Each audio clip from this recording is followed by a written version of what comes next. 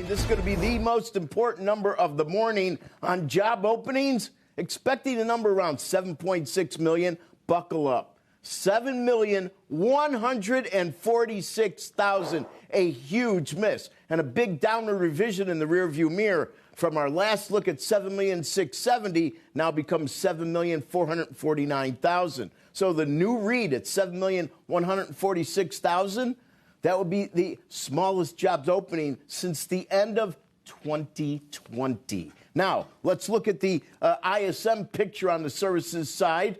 These are PMIs. On the December read, 54.4, much better than expected. That'll be the strongest read of the year. We'll find a stronger read, you're going back to the fall of last year. Now, let's look at the prices paid component, an area we'd like to go down a bit, and indeed a little less than expectations. 64.3, definitely less than 65.4 in the rearview mirror. 64.3 be the lowest since March of 25. On the new orders front, 57.9, a whopper of a number, much better than expected. 57.9 be the best since September of 24. And on the employment front, considering we had 41,000 on ADP, big jobs report Friday, this number comes in at 52. It popped above 50. It had been under in contraction territory. 52.0 would be the best read since February when it was 53.9. Sorry, folks, it doesn't end there. Get comfortable. Here we go with factory orders for October, minus 1.3%. That's a big miss. You have to go to June of 25 to find a smaller number. Strip out transportation,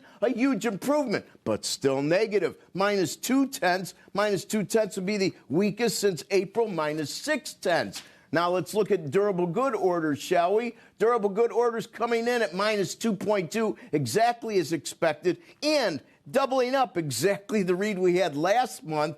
So we are not looking good there. The last positive number was September when it was up 0.7. But do remember, we had May when it was up 16.5. That was a historic pop, but we have been deteriorating ever since. If you strip out transportation, it not only improves, it moves up above zero, up 0.1, and that would be, well, last month was up 0.2 to give you an idea, and that now becomes, there is a revision there, it becomes 0.1. Now, let's look at capital good orders, non-defense, ex-aircraft, a proxy for capital spending, and that comes in at that's up 0.5%, up 0.5%. That's a nice gain. And you look at shipments up 0.8%. So those numbers are pretty decent. After all of that, what do we see? We see deterioration in the equity space, and we see interest rates just a smidge higher.